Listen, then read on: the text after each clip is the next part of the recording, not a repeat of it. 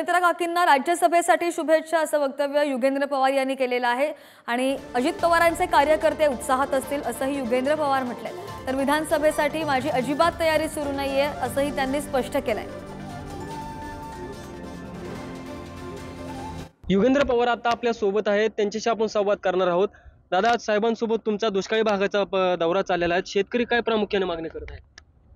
काय पाण्याचा प्रश्न इथं मोठ्या प्रमाणात आहे। आता साहेब 2 दिवस म्हणजे साहेब इथं आल्यापासून पाऊस इथं चांगला पडायला लागलाय, पण त्याच्या आधी गेल्या वर्षी अजिबात इथं पाऊस नसल्यामुळं खूप मोठ्या प्रमाणात इथं दुष्काळ आपल्याला बघायला मिळाला आणि ते लोकसभेच्या वेळेस फिरताना आमच्या सगळ्यांच्या लक्षात आलं आणि ते जे काही त्यांचे प्रश्न होते त्याच्यावर काहीतरी मार्ग काढायला आम्ही परत आलोय। आता तुमच्या ज्या काकी आहेत त्यांना आता राज्यसभेवरती वर्णी लागते असे समजते आहे, यावरती तुमच्या काय भावना आहेत? ते अजून मी बघितलं नाहीये, पण जर तसं असेल, जर तुम्ही म्हणताय तर मग त्यांना शुभेच्छा।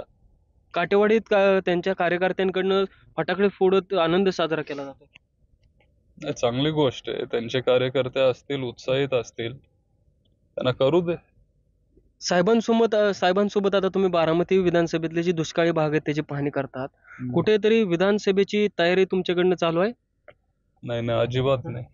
काय आहे, साहेबांबरोबर आपण अर्धा तास 15 मिनिटं जरी बसलो ना तरी आपल्याला शिकायला एवढं मिळतं आणि एक माझ्यासाठी हे एक म्हणजे फिरतोय, मला पण शिकायला मिळतं, एक अनुभव मिळतो। लोकांचे, शेतकऱ्यांचे जे काही प्रश्न आहेत ते आपण समजून घेऊ शकतो, बाकी काय नाही। कुस्तीगीर संघाच्या अध्यक्षपदावरनं काढल्याचं आपल्याला माहिती मिळालेली आहे की तुम्हाला कुस्तीगीर संघाच्या अध्यक्षपदावरून काढलं, यावरती काय? मला पण सांगितलं गेलं, पण काय अधिकृत माझ्यापर्यंत आतापर्यंत तरी काय आलेलं नाहीये। पण बघू, येणाऱ्या काळात एखाद्या वेळेस मला ते कळेल, सांगतील। जी खाली बॉडी होती सदस्यांची ती पण बरखास्त करण्यात आली असं समज? होय का? नाही, मला माहिती नाही।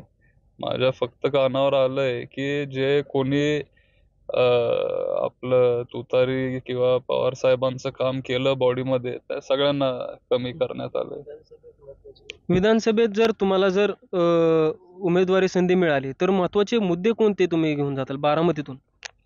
विधानसभा किंवा असं हे नाही, पण अनेक मुद्दे महत्वाचे आहेत। मग दुधाचा प्रश्न असेल किंवा कांद्याचा प्रश्न असेल किंवा पाण्याचा प्रश्न असेल, बेरोजगारी खूप मोठ्या प्रमाणात आहे, असे अनेक प्रश्न आहेत, ते आपण आपलं निराकरा नदीचं दूषित पाणीचा प्रश्न असेल, असे खूप प्रश्न आहेत।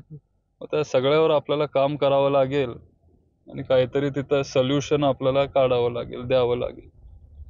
कार्यकर्त्यांकडनं एक नवीन घोषणा दिली जाते, वेळ तीच पण दादा नावा अशी घोषणा दिली जाते, याकडे कसं पाहता? थोडं मला ते नकारात्मक किंवा निगेटिव्ह वाटतं, कारण कुणाबरोबर मला काय असं तुलना करायची नाहीये, आपण करू शकत पण नाही।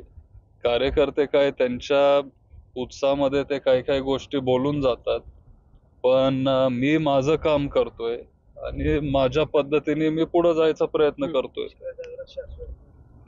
जी दुष्काळाचा आता दौरा चालू आहे यावरती शेतकऱ्यांना काय आश्वासन केले जात आहेत, काय साहेब यावरती कसे मार्ग काढणार आहेत? आता तुम्ही सगळं ते कव्हर करतातच आहात। साहेब सगळीकडे शेतकऱ्यांशी संपर्क साधतायत, बोलतायत, त्यांना सांगतायत की सगळे जे अधिकारी असतील किंवा आपल्या राज्याचे मुख्यमंत्री असतील त्या सगळ्यांशी साहेब बोलणार आहेत, भेटणार आहेत आणि काहीतरी मार्ग काढायचा ते 100% प्रयत्न करणार आहेत। पण जोपर्यंत सरकार बदलत नाही तोपर्यंत तेवढ्या अधिकाराने आपण तिथं सांगू शकत नाही, असं साहेबांचं मत आहे। साहेबांनी आता सभेत एक विधान केलं होतं, जर सरकारने आपले जर मान्य नाही केलं तर सरकार बदलल्यानंतर आपण ते मान्य करूनच घेऊ, असं देखील एक विधान, म्हणजे सरकार बदलणार आहे असं येणाऱ्या विधानसभेला असं वाटतं? नाही, आता लोकसभेला आपण सगळ्यांनी बघितलं की 48 पैकी 30-31 जागा आपल्या महाविकास आघाडी किंवा इंडिया अलायन्सला भेटले।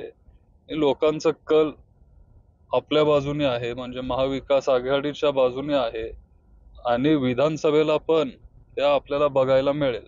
तर हे होते युगेंद्र पवार, ज्यांच्याशी आता आपण संवाद साधलेला आहे। जयकुमार जाधव, पुढारी न्यूज, बारामती।